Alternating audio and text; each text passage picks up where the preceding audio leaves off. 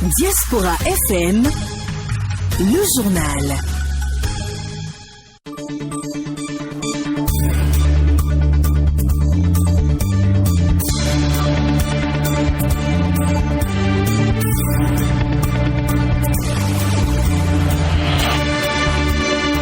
Bonsoir à chacun et à tous. Mercredi 6 janvier 2021. Mesdames, Mesdemoiselles, Messieurs, bonsoir et bienvenue à ce 19h dont voici le sommaire. Le président Patrice Talon retourne sur le terrain pour la deuxième partie de sa tournée nationale dès demain, jeudi 7 janvier 2021. Vous entendrez l'avis des citoyens au cours de cette édition. Le préfet du département du Zou, Firmin Couton, a interdit la consommation de la chicha dans les lieux ouverts au public sur toute l'étendue de son territoire. L'autorité préfectorale reviendra dans cette édition sur les mesures prises et surtout le bien fondé et pourquoi pas le bilan de l'application de cette mesure. Voilà pour le sommaire de ce journal. Peggy Ludovic Dagba. Ouvrons cette édition, si vous le voulez bien, par les échos du Conseil des ministres qui s'est tenu ce mercredi 6 janvier 2021. Le gouvernement a pris des décisions et également procédé à des nominations. Tel est le cas de l'ancien président de l'Union nationale des magistrats du Bénin, UNAMAB, Michel Adjaka, nommé directeur de cabinet du ministre Séverin Kunom, en remplacement de Madame Aleya Gouda Bako, selon les informations qui ont fuité du Conseil des ministres. De ce mercredi 6 janvier 2021, on apprend qu'il y a eu changement à la Cour de répression des infractions économiques et du terrorisme. Ainsi, Mario Metonou, ex-procureur du tribunal de première instance de première classe de Cotonou, remplace Gilbert Tobonon à la tête de la juridiction spéciale.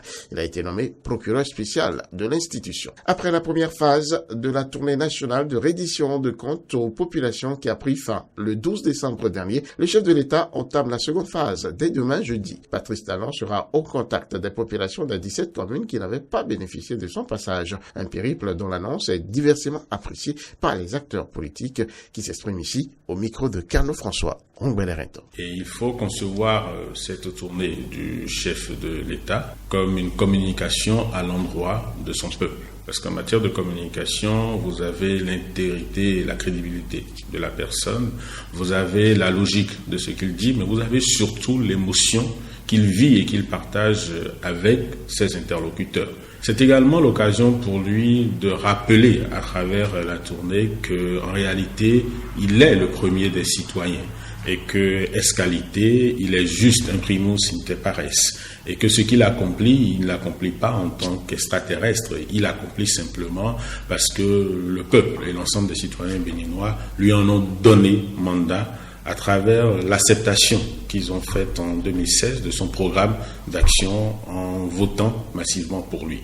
Reprendre la tournée, c'est pas une surprise, mais tenir une parole qui a été déjà donnée lorsqu'il finissait la première phase, c'est-à-dire les 60 communes qu'il a parcourues avec une délégation aussi sobre.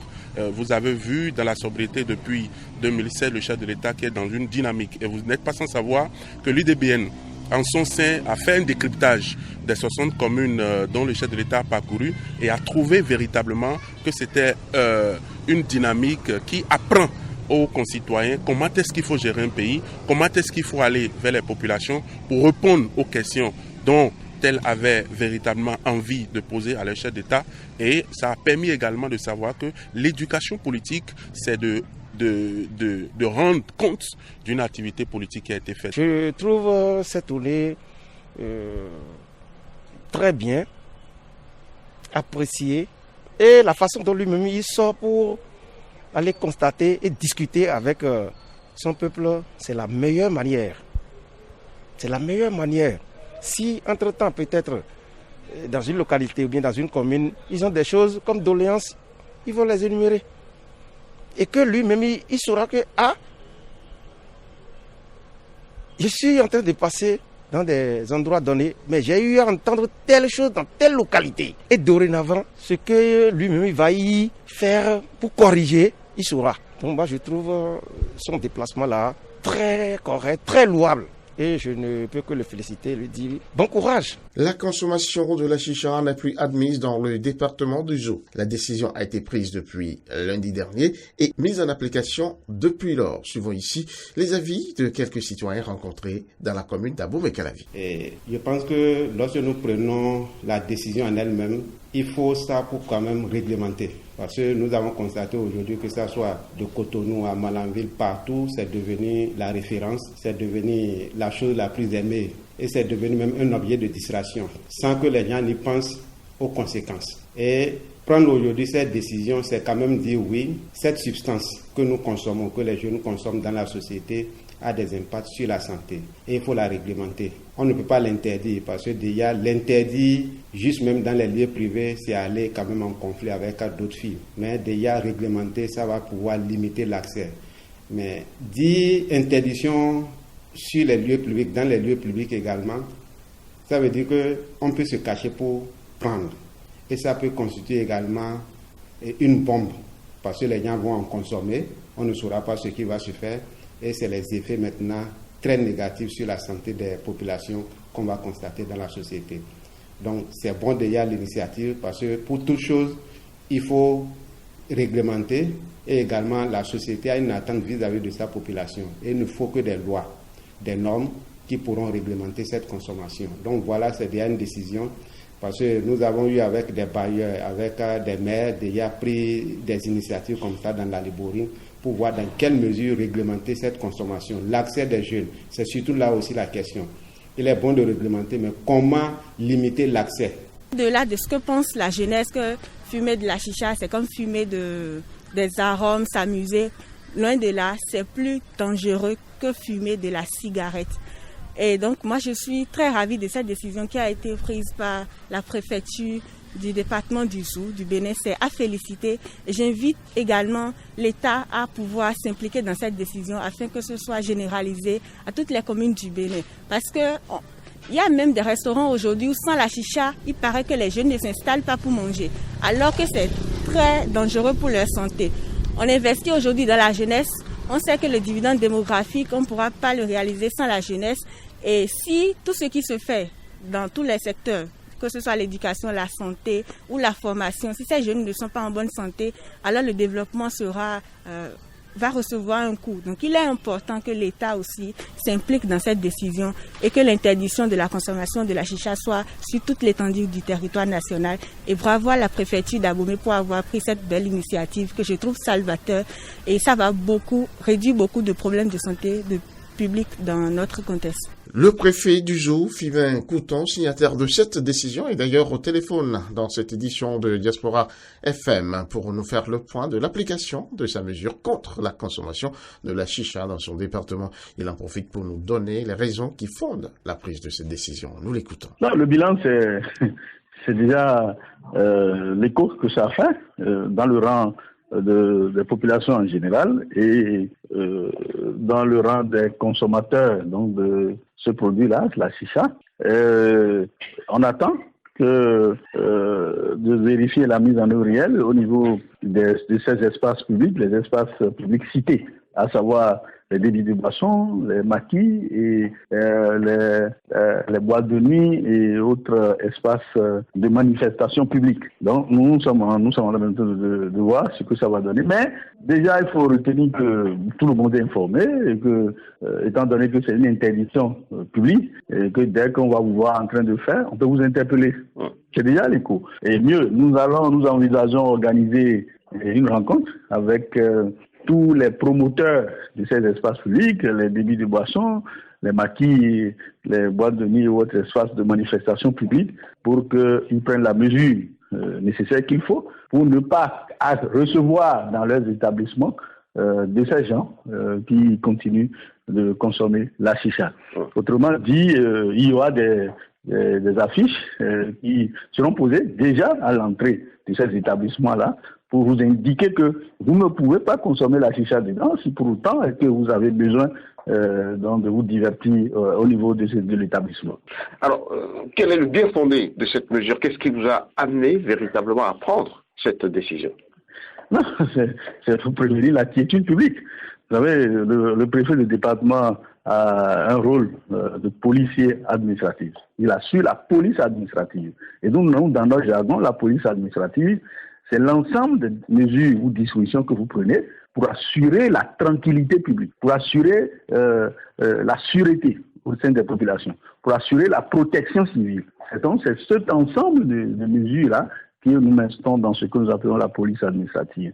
Et donc, dès que vous voyez qu'il y a des menaces, il y a des comportements à risque, des comportements qui risquent de contaminer de façon générale des populations, vous prenez des mesures qu'il faut pour prévenir qu'il n'y ait pas de débordement. Vous savez, lorsque vous êtes dans ces espaces publics et que quelqu'un se met derrière vous et commence par consommer de la chicha avec la fumée que ça dégage, vous pouvez quand même l'interpeller, vous pouvez réagir. Et lorsque vous réagissez et que lui ne vous comprend pas, lui-même il réagit, vous pouvez aller quand même à des violences, à des actes de violence, à des actes d'altercation, ce qui n'est pas bien. Alors il faut prévenir un peu tout ça. Mais au-delà de ça, c'est une question de santé. Ce que vous, votre organisme accepte, et que vous consommez la chicha, et que ça ne vous fait rien, peut-être celui qui est à côté de vous n'accepte pas. Et pour cela, il faut protéger tout le monde. Il faut faire en sorte que tout le monde puisse vivre bien dans la communauté. Ce qui est dans une communauté, vous ne pouvez pas faire tout ce que vous voulez. Là où vous avez votre liberté commence, là où vous exercez votre liberté, ça doit pouvoir s'arrêter.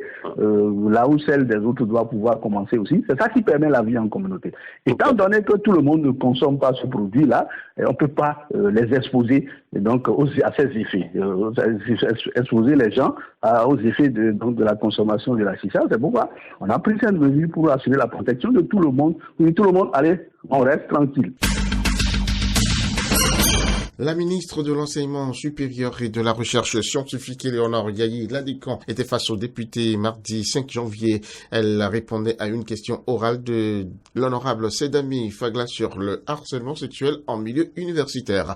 La question a intéressé les députés qui ont voulu savoir ce qui se fait pour arrêter la saignée. Dans ses réponses, la ministre a laissé entendre que le phénomène varie d'une université à une autre. Sur les 4 universités publiques, 3 renferment des harceleurs en pair. En effet, selon les statistiques du ministère, l'université d'Abomey-Calavi a enregistré 4 cas de harcèlement sexuel.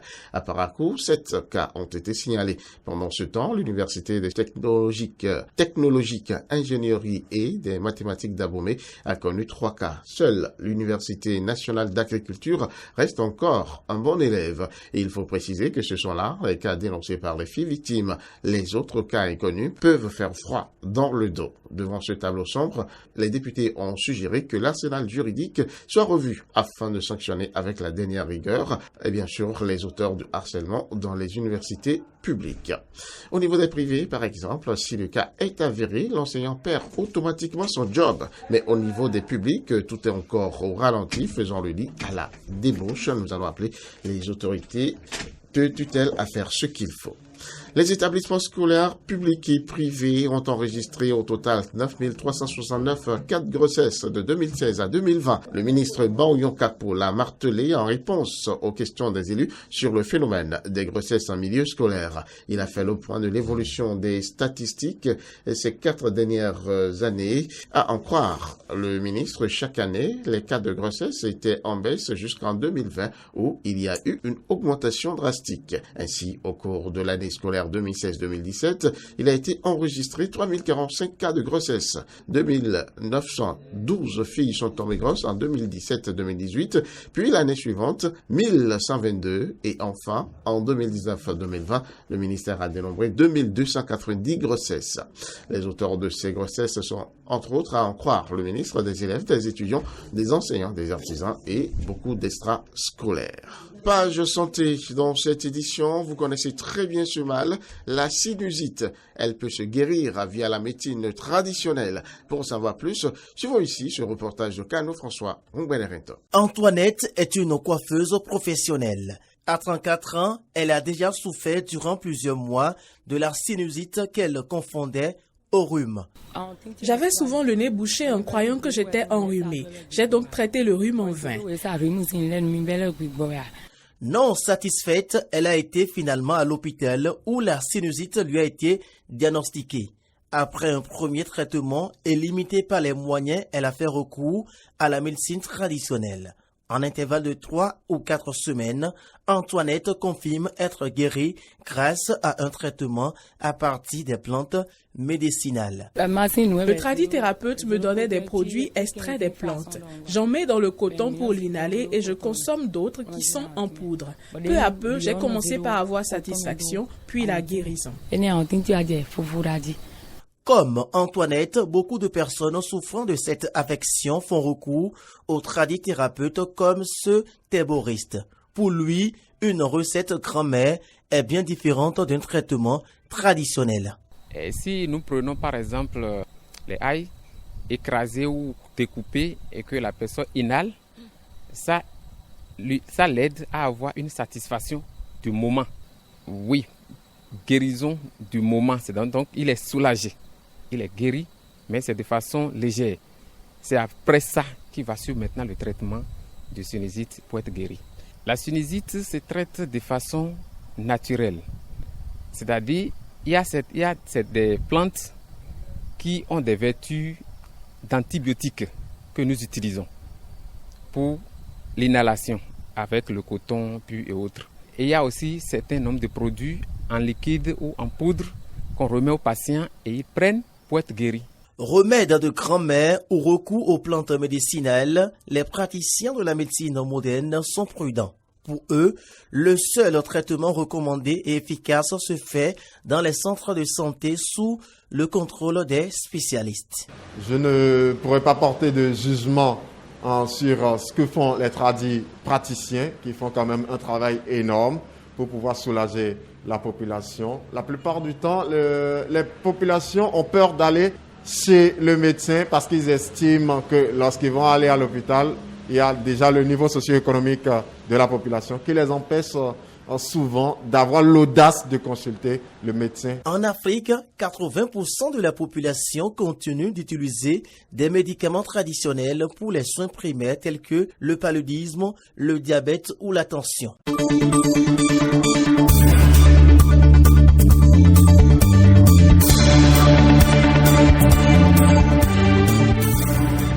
Voilà, mesdames, mesdemoiselles, messieurs, tout est bien qui finit bien. C'est déjà la fin de cette édition. Merci à chacun et à tous de l'avoir suivi. Prochain rendez-vous avec l'information, c'est déjà demain, 7h. D'ici à là, portez-vous bien.